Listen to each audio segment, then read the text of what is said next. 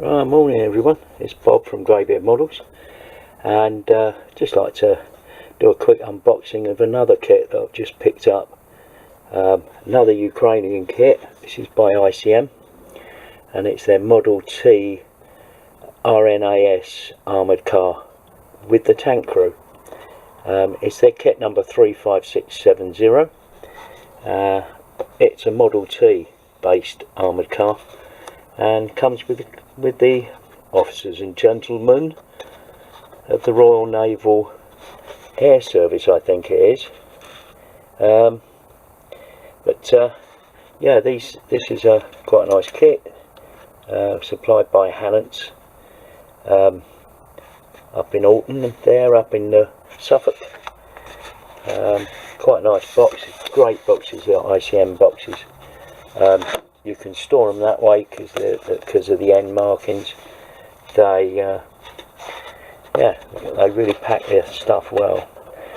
I've undone the tape on the bottom, but yeah, 1/35 scale. Let's have a look in the box.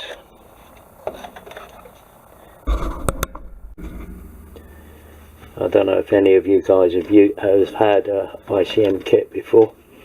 They come in these really nice lift top cardboard boxes. They're really well protected, but they do the same as Mini Art do. They put all their sprues into one bag. So I've taken all the sprues out of the bag, and fortunately nothing appears to have got loose. So I'll take those out and put them over there for the moment, and we'll take the instructions out and have a look at the instructions.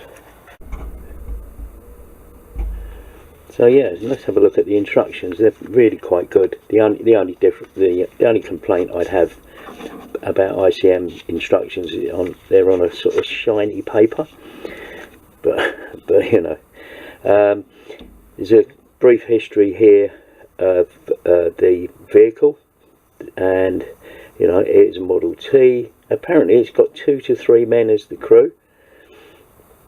I suppose the driver and the machine gunner. That's about it really, I'd have thought. I don't know where the third man is, unless he's loading the machine gun. Yeah, okay, fair enough. It had a range of 100 kilometres.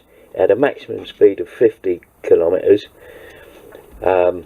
which I think that equates to about 30 mile an hour in old money. And its armament was a 7.62mm machine gun. Has a colour call out at the bottom of the page, which is done in Revel and Tamiya colours, and it gives you the actual colour there rather than, so you know, you haven't really got to look up the colour call outs and see what the equivalents are in other manufacturers. And you've got a little step-by-step thing, you know, instructions, what are in the instructions and what to use and that sort of thing. It's got a really good sprue layout. In fact, according to this, there's 2 sprues and 1 clear sprue down the bottom here, 1 clear sprue. Instructions fairly straightforward. After all, it is a Model T, so it's fairly straightforward assembly. There isn't anything I think that, you know, would pose any problems. I think even, you know, quite an inexperienced modeler would quite happily be able to manufacture this kit.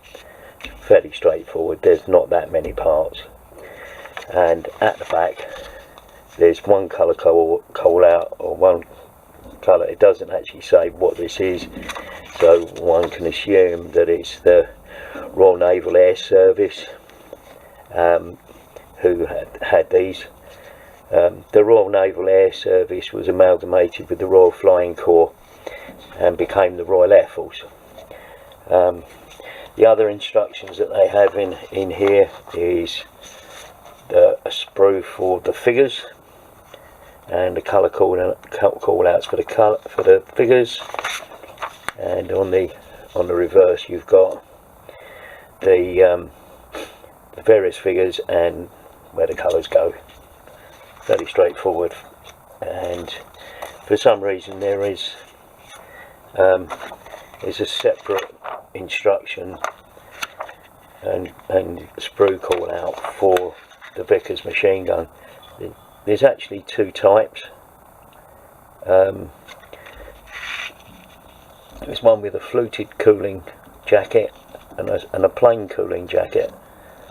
I'm not altogether that sure as to what the difference is and how they perform differently. I haven't got any books on the Vickers machine guns. The only thing I know about them is that they were pretty ferocious.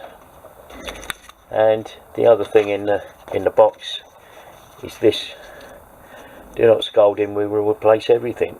So there's a free after sale service at ICM in the Ukraine. I don't know if that's effective. I don't know if this was effective before the war.